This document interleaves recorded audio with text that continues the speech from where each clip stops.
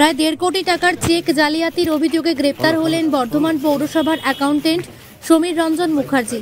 মঙ্গলবার তাকে বর্ধমান জেলা আদালতে পেশ করলে আদালতের ভারপ্রাপ্ত সিজিএম 3 দিনের ট্রানজিট রিমান্ডে পাঠান। মামলার সূত্রে খবর, কনক জুয়েলার্সের কর্ণধার অনুপ কোঠারির কাছে সোনা কেনার জন্য 2টি চেকের মাধ্যমে বিপুল অঙ্কের টাকা দেওয়া হয়েছিল। প্রথম ধাপে 48,21,000 টাকা একটি চেক ভাঙানো হয় এবং দ্বিতীয় ধাপে জমা করা হয় 95,55,000 টাকার চেক। প্রথমটি টাকা উঠে গেলেও দ্বিতীয় চেক আটকে যায় এবং তাতেই জালিয়াতির ঘটনা প্রকাশ্যে আসে। এই অভিযোগের ভিত্তিতে মহারাষ্ট্রে 2024 সালে 2টি মামলা রুজু হয়। অভিযোগ, এই ঘটনায় অভিযুক্ত সমীর রঞ্জন মুখার্জির সাথে এই মামলায় অন্যতম অভিযুক্ত বিনোদ নাম দেভারো মেতা, তুষার মূর্তিধর হার্নে ও ভূষণ মাহেন্দ্রা পান্থের যোগসূত্র পাওয়া যায়। ধৃতদের কল রেকর্ডিং যাচাই করে তাদের মধ্যে যোগসূত্র প্রমাণিত হয়। তবে বর্ধমান পৌর কর্তৃপক্ষের দাবি, অভিযুক্ত কর্মীকে ভুলভাবে ফাঁসানো হচ্ছে। বর্ধমান পুরসভার চেয়ারম্যান পরেশ চন্দ্র সরকার বলেন, ঘটনা জানার পরেই আমরা ব্যাংক ও পুলিশের কাছে অভিযোগ জানাই। পরে টাকা ফেরত পাওয়া গেছে, তদন্ত চলছে। যারা জড়িত তাদের বিরুদ্ধে কড়া ব্যবস্থা নেওয়া হবে। বর্ধমান আদালতের সরকারি আইনজীবী সোনালী চিত্রকর জানান, 2টো চেক ইস্যু করা হয়েছিল। বর্ধমান মিউনিসিপ্যালিটি থেকে মহারাষ্ট্রের একটি সোনার দোকান 2টো চেক পাঠালো, সেটার মধ্যে একটা ক্লিয়ার হয়ে যায়। মহারাষ্ট্রের পাঞ্জাব ন্যাশনাল ব্যাংক থেকে বর্ধমান পাঞ্জাব ন্যাশনাল ব্যাংকের খবর দেওয়া হয় এবং সেখান থেকেই যখন টাকা আটকে দেওয়া হয়, পরে বরোদা থানা থেকে অর্থাৎ বর্ধমানে নোটিশ আসে, এফআইআর দায়ের হয় এবং মহারাষ্ট্র পাঞ্জাব ন্যাশনাল ব্যাংকে। পার্থহাটি অভিযুক্ত পক্ষের আইনজীবী তিনি জানান, মঙ্গলবার বর্ধমান আদালতের দীর্ঘ শুনানি হয়েছে। আমার মক্কেল সমীর বাবুকে মহারাষ্ট্র ব্যাংকে যে মামলা রয়েছে সেখানে হাজির হওয়ার জন্য নির্দেশ দিয়েছেন বর্ধমান আদালত। একটি চেক ক্যাশ হওয়ার সময় মক্কেলের ফোনে ফোন করে এবং মক্কেল কন্টেন্ট দেন চেকটা ক্লিয়ার করার জন্য। আমার মক্কেল সমীর বাবুর সাথে কথা বলে সেটা জানতে পেরেছি। তার ফোনটা ক্লোন করা হয়েছিল, যার ফলে অন্য কেউ আমার মক্কেলের নাম্বারটা ব্যবহার করে পুরো কাজটা করেছে। এটা আমরা আশা করছি। এই ফোন ক্লোনের ব্যাপারটা পিএনবি লিখিত জানিয়েছে। পুলিশ গ্রেপ্তার করেছে, বলছে ওই পুরসভার যে চেক কেলেঙ্কারি, সেই চেক কেলেঙ্কারি অর্থ লোপাট হয়ে যায়, সেই ক্ষেত্রে যুক্ত অভিযোগ করছে Maharashtra police. My knowledge board যতদূর আমরা জানি দেখেছি, কেসটা যেভাবে বলা হচ্ছে ঠিক সেভাবে নয়। প্রথম চেকে যে টাকাটা উঠে গেছে সেটা কিন্তু ব্যাংকের মাধ্যমে হয়েছে, পৌরসভায় যথাযথভাবে ভেরিফিকেশন বা যোগাযোগ করেনি।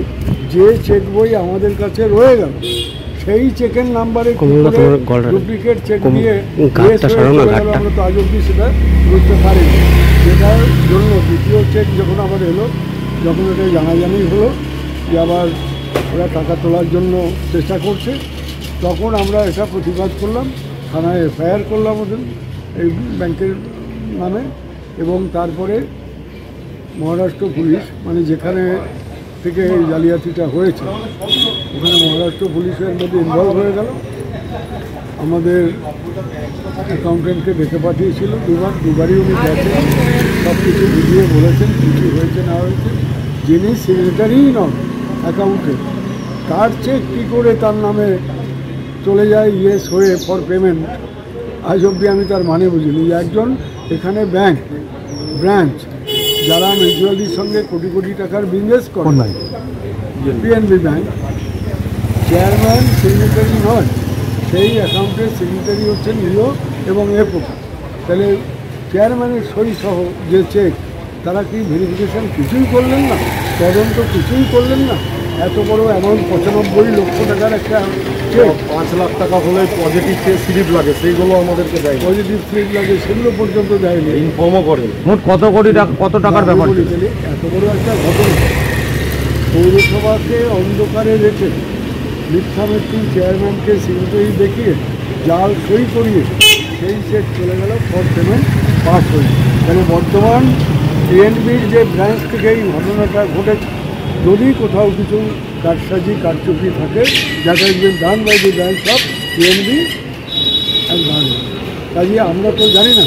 আমরা সেকেন্ড চেকে যখন অবগত হলাম, তারপর থেকে আমরা যথাযথ 48 লক্ষ টাকা। প্রথমটা 48 নাকি? প্রথমটা 48, দ্বিতীয়টা 55।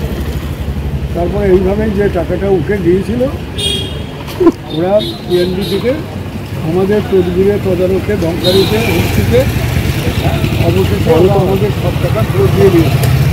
ওই টোটাল টাকাটাই পুরো 1,43,00,000 টাকা। সবটাই ফেরত দিয়ে দিয়েছে, কিন্তু সমীর মুখার্জি আমাদের অ্যাকাউন্টেন্ট, যার নামে ওখান থেকে মহারাষ্ট্র পুলিশ মামলাটা করেছিল যে হয়তো ব্যাংকের কারোর সঙ্গে পৌরসভার অ্যাকাউন্টেন্ট যুক্ত থেকে এই জালিয়াতিটা হয়েছে। তো আমরা যখন বললাম যে সমীর মুখার্জির যদি কানেকশান থাকতো তাহলে আমরা টাকাটা তো ফেরতই পেতে পারতাম না, এবং কিছুতেই ব্যাংক আমাদের ফেরত দিত না। তাই ব্যাংক তো ওদের লোক জড়িত বলেই টাকাটা ফেরত দিয়েছে। পুজো মানে জমকালো লাইন,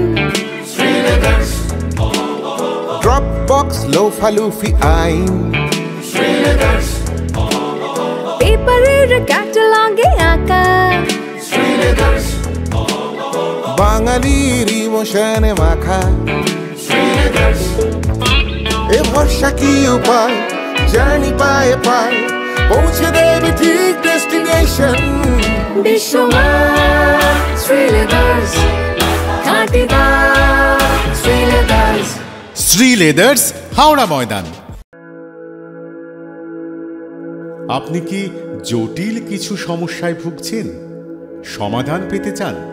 যোগাযোগ করুন প্রখ্যাত জ্যোতিষ ও তান্ত্রিক মনসারাম ভট্টাচার্যের কন্যা মনসা কন্যার সাথে। প্রখ্যাত জ্যোতিষ ও তান্ত্রিক মনসা কন্যা হাওড়া জানবাড়ি ও হাতিবাগানের নিজস্ব মন্দিরেও বসেন। যোগাযোগ 9830106967 আর 9239655323।